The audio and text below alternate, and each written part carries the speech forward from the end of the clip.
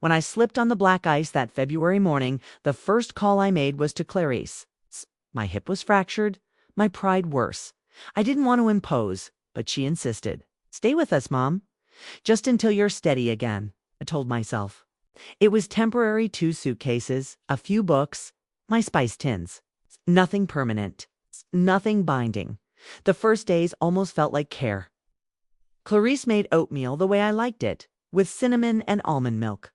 Ellie hovered close, steadying me at the stairs, careful not to make me feel fragile. Even Bert offered to install a grab bar in the shower. I almost believed I was still wanted. But belonging is fragile. By the end of the week, Clarice announced, "Judith's arrival. She's just recovering from surgery. We'll set her up in the guest room." The guest room. My room. I was shifted to the sunroom, 4 glass walls. No insulation, a folding cot that creaked when I breathed. Called it temporary. I didn't argue. My body was still healing. My silence was easier than confrontation. Judith arrived with matching luggage, silk pajamas, designer lotion. She kissed the air near Clarice's cheek, cooed over Ellie's haircut, and within hours occupied the bathroom like a queen reclaiming her throne. Lavender mist, slippers by the door, antique china for her tea. I sipped mine from a chipped sunflower mug. Ellie noticed. She always did. A post-it on my pillow. "I'm glad you're here, Grandma." 5 words that held me steadier than any cot. The next morning, I found an envelope on my breakfast plate. It's my name written in Clarice's bold hand. Inside, a printed sheet formatted like a lease. Monthly household contribution, $900. Utilities, groceries, space usage. My heart understood before my mind could.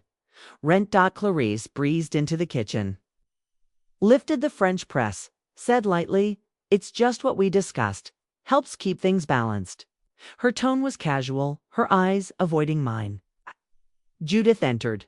Moments later, draped in a robe that wasn't hers, asking for almond croissants.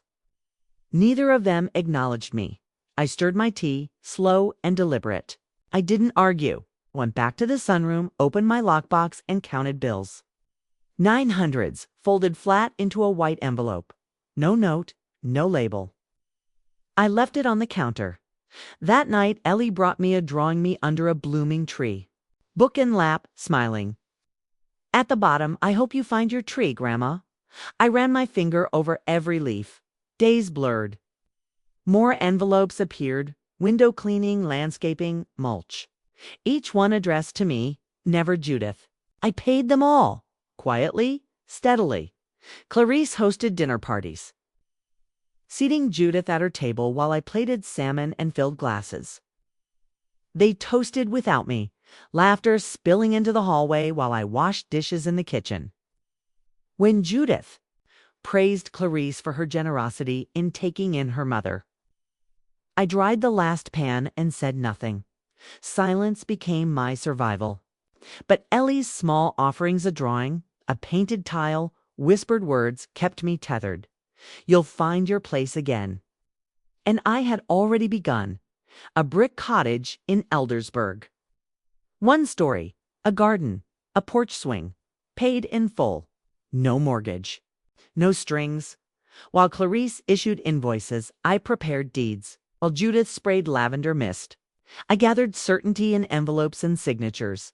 The morning Clarice joked over brunch, a toast to Mom, who always pays her rent on time there. Laughter rippled. I set my knife down, folded my hands, and asked, steady, "So, how much does Judith pay each month?" Silence.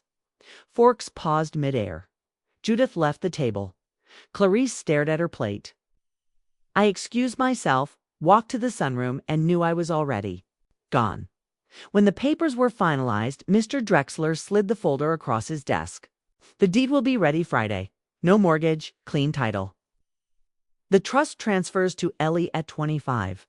You retain life's tenancy." For the first time since the ice, I exhaled fully. I left before dawn, took only what was mine, left 2 envelopes behind. One for Clarice, with a final note trend, paid in full, and one for Ellie, with a violet pressed flat and a brass key. For when you're ready to breathe again by noon, I was home. The cottage stood waiting, bricks sturdy, swing creaking wild. Mint beneath the mailbox. I brewed tea, real china cup, steam curling into air. That was mine. Clarice arrived 3 days later, smaller somehow, lipstick smudged, eyes tired. She stood on the porch, hesitant. "Why didn't you tell me?" "I poured tea. 'Cause you made your expectations clear." Her voice faltered. "Ellie wants to visit. Would that be okay?" "Always. This place is as much hers as mine." Ellie came the next weekend, backpack heavy with sketch pads. She hugged me tight, longer than usual. We sat on the porch, sipping iced tea, watching birds. She slipped the brass key from her pocket, held it like a secret. "This is your tree, Grandma, where you belong." I wrapped my arm around her, said nothing. The chimes overhead, the roots beneath us.